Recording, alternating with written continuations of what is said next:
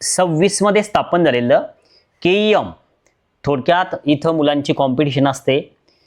आपण ज्याला GS medical college म्हणतो, मुंबईचं लोकेशन चांगलं आहे, पेशंट फ्लो सुद्धा असतो.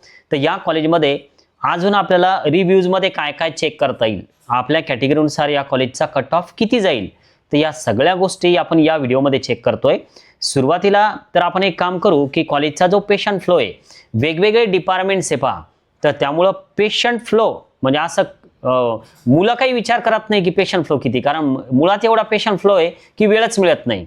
तर त्यामुळं नवीन ओपीडी जी आहे तर ती दिसते तुम्हाला 2025 मध्ये टोटल ओपीडी नवीन की जी जनरलमध्ये 5,89,189 एवढी होती.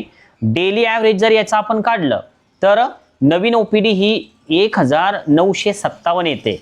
आणि जर ओल्ड ओपीडीचा जर आपण विचार केला, जुने पेशंट, तर त्यामध्ये 11,98,120 एवढं ओल्ड ओपीडी आहे. त्यांचं डेली ॲव्हरेज जर का काढलं तर तुम्हाला स्क्रीनवर दिसतं 3,980.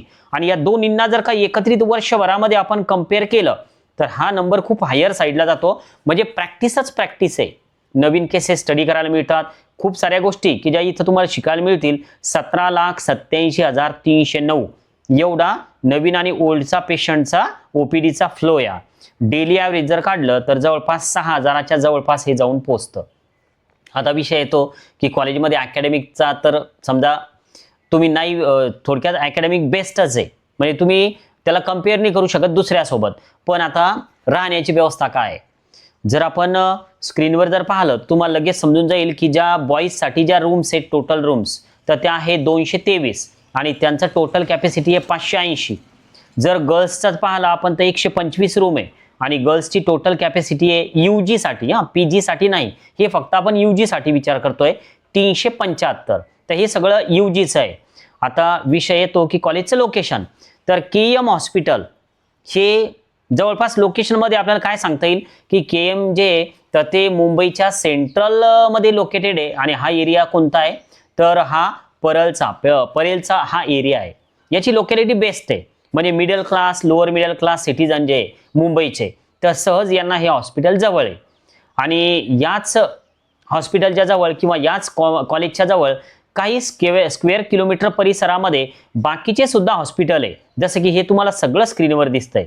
यामध्ये एक कॅन्सर हॉस्पिटल की जे सर्वांना माहिती असेल, टाटा मेमोरियल हॉस्पिटल, की जे सर्वात मोठं आहे एशियामधलं, तर हे याच एरियामध्ये लोकेटेड आहे. तर त्यामुळे या कॉलेजला खूप डिमांड आहे. आता बघूया कट ऑफ. जर आपण GS मेडिकल कॉलेज की ज्याला KM म्हणतात त्याच्या कट ऑफचा जर का विचार केला तर हा जो कट ऑफ आहे तर हा 2025 आणि 2024 या दोघांचा विचार करूया आपण. तर 24 मध्ये हा जो कट ऑफ आहे तर हा तुम्हाला स्क्रीनवर दिसतोय आणि 25चा पण दिसतोय. 25 मध्ये आणि 24 मध्ये थोडाफार फरक पडलेला आहे. ही कॅटेगरी आहे ST. आपण जर पुढच्या कॅटेगरीचा विचार केला तर 640 मार्क आणि जो ऑल इंडिया रँक आहे तर तो 36,081. आणि हेच जर समजा आपण 2025 मध्ये घेतलं तर मार्क्समध्ये फरक पडलेला आहे. 492 वर कॉलेज मिळालेलं आहे.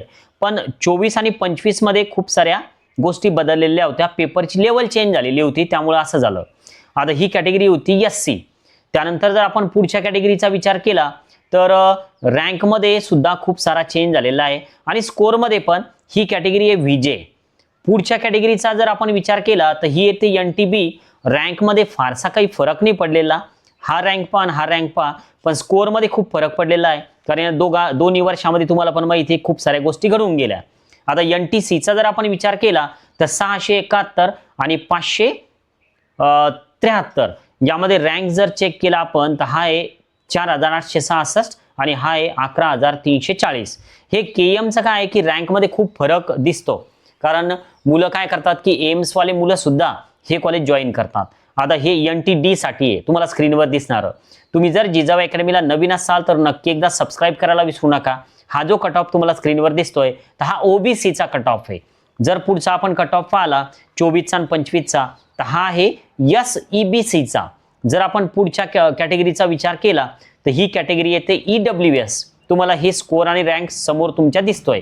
पुढचा जर आपण विचार केला तर ओपनचा विचार, तुमचा रँक बेस्टच पाहिजे, स्कोअरपेक्षा रँक मॅटर करतो. व्हिडिओला लाईक करा, कारण सगळे कट ऑफचे व्हिडिओची प्लेलिस्ट आपण बनवतोय. थांबूया. Okay, bye.